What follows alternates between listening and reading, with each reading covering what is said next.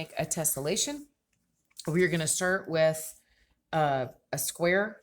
It's cardboard or poster board, still light enough to cut. When you do this cutting, you are going to cut in one side and out and around wherever, and then out the same side. It's very important that you do not cut off the corners. So for example, I could start right here, come in,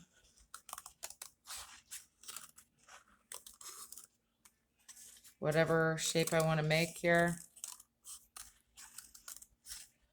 and then back like that. Okay, don't plan anything or anything like that. Once you have that shape cut out, put the puzzle back together. You're going to take a pin, and on a scrap piece of paper, I want you to measure from this corner to where you started to cut. Pick this up, slide this down, line that up with the corner, and this with where you cut it.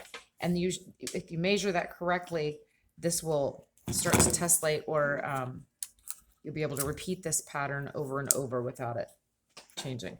Okay, once you have that one done, you'll turn it a quarter of a turn, and you're going to cut something out of here. Again, you do not want to cut off your corners.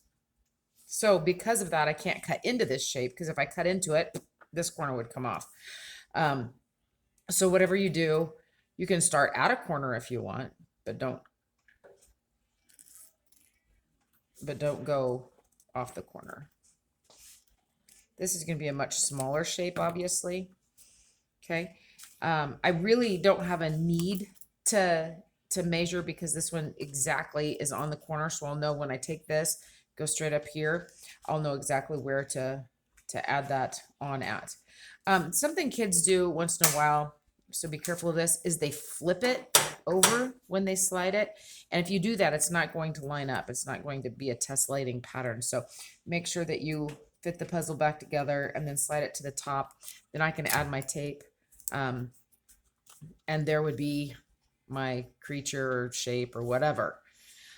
Once you have this done, and I've approved it, your next step is to just take a piece of scrap paper. This was just out of my scrap pile. And you are going to outline this. I'm going to do mine in pen. You'll want to do yours in pencil, but you're going to outline this. So out in the middle of the paper, so that we can see